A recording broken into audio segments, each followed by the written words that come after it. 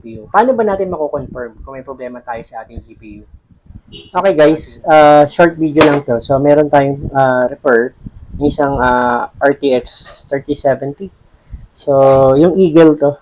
So madalas tayo nakakapag-refer nito guys. Yung RTX 3070 na Eagle. Problem nito guys, nakapagpalit na tayo ng regulator dito sa 1.8 at nakapagpalit na rin tayo dito sa ating feedback voltage divider dito sa nanggagaling sa 5 volts papunta sa enable ng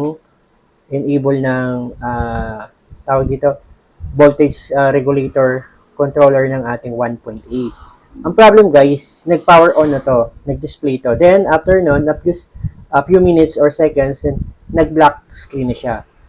Okay, then nag-try ako ng ibang process na for diagnose just to confirm kung may problema pa ba tayo sa ibang component. So I found out guys na meron tayong problem dito sa ating GPU. Paano ba natin mako-confirm kung may problema tayo sa ating GPU? Dito sa ating GPU chip. Okay? So one of the fastest na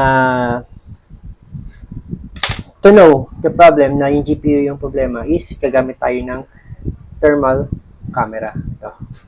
So, gagamit tayo ng thermal camera, guys. So, okay, set natin.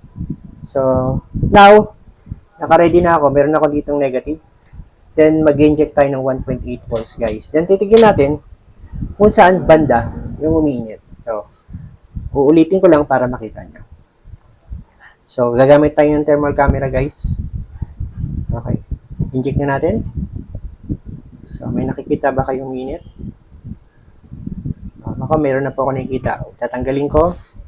Ibabalik ko. Kita nyo? Tatanggalin ko.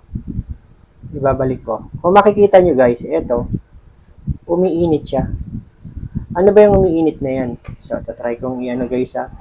Ipupok yun para makita nyo. Gagamit tayo nito.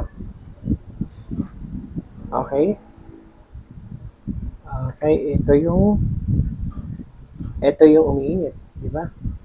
So, ano ba yun? Ito. Ito. Yung ating GPU, guys.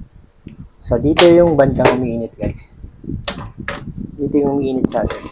Itong part na to.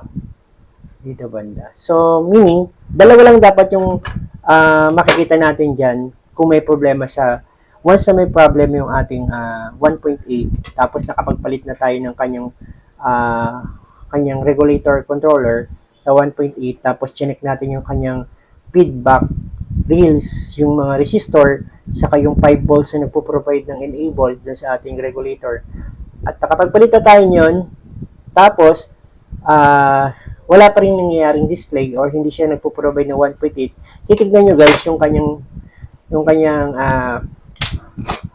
resistance, tingnan mo.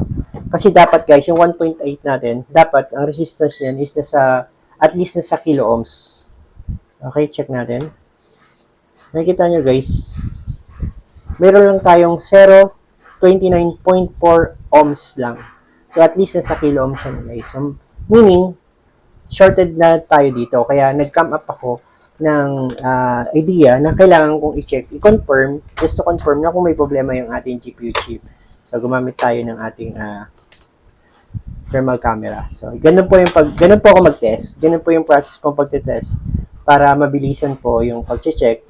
Actually, yung pag-repair nito, hindi ganun kabilis ha. Baka nakita nyo, ganun lang pala kabilis yung pag-repair. Hindi, ang daming process na ginawa ko para ma-confirm kung may problema yung GPU. Kasi, usually, pag nag-inject tayo dyan, dalawa ang possible na may problema kung mababa ang resistance niyan. Ano po yun? Yung kanyang GPU at yung mga memory bank na chip na yan. Kung sa memory bank ang may problem tayo, mayroong shorted dito. So, malaki ang possibility na ma-repair natin siya. So, replacement lang yun. O reball. I-reball natin siya, then replace new memory chip. Alin man dyan ang problema. Pero, this cases, scenario, ang problem natin is yung ating GPU chip na umiinit yung dito part. Kita nyo naman sa thermal camera. Okay, that's it guys. So, hindi naman kasi na ako nagre-revolve. Malaki ang possibility na pwedeng palitan na yung buong chip na to o i-reball yan. So, mula nung noon pa, hindi na ako nag-reball kasi laging nagba-backjump. Nagba-backjump yung reball ko. Gagana, then after a few days, weeks, or month, babalik na naman siya. So, mag-complain yung customer din, ang hirap mag-explain, guys. Okay? Thank you very much for watching, guys. Bye-bye you. God bless po. Albert picks up.